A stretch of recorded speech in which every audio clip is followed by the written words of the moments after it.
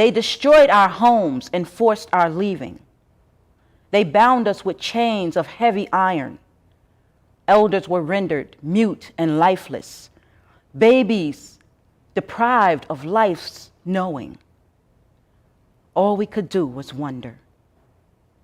We did not speak. There was nothing to say. In those moments, we heard our elders' warnings, and we understood.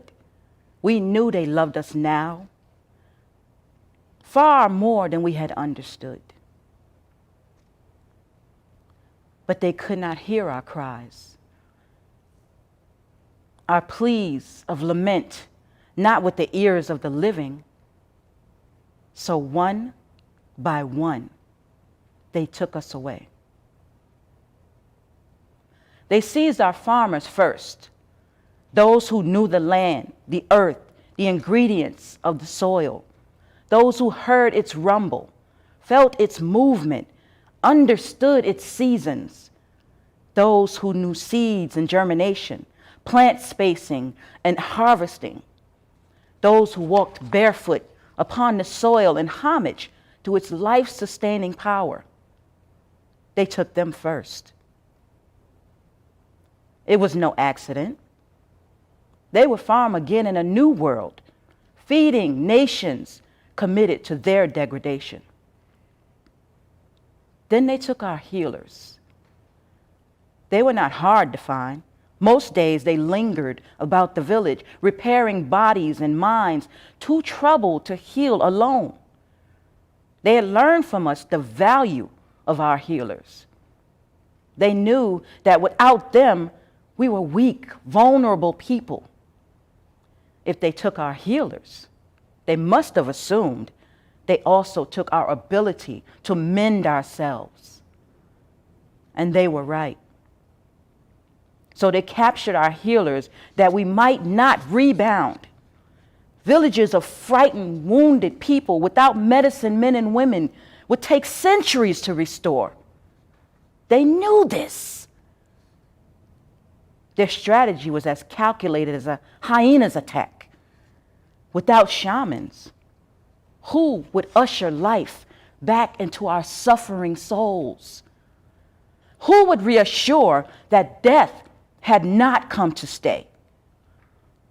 Who would cleanse the forests in the land of poisonous energy brought by evildoers?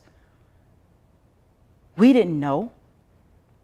What we knew was that our wounds would fester for a lifetime without someone to cure them. In a day, panic and uncertainty became our way. Our pride deteriorated into fractured, deep-seated insecurities. Next, they took our jolly, that our stories might not be told. After them, the warriors, that our collective strength might be diminished.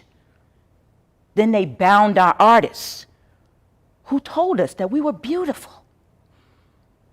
They chained and muted orators and teachers to stop the flow of inspiration and import the belief that we were gods. They murdered gatekeepers on the spot, since at their word, multitudes of ancestors would have come. They would have come, but they were never called. And finally, they slaughtered those whose gifts were less visible, although to us, no less valuable. Keepers of knowledge, masters of the spirit, gurus of assistance, guardians of order and balance. In the end, they stole away everyone and everything that made us strong. This was the coming.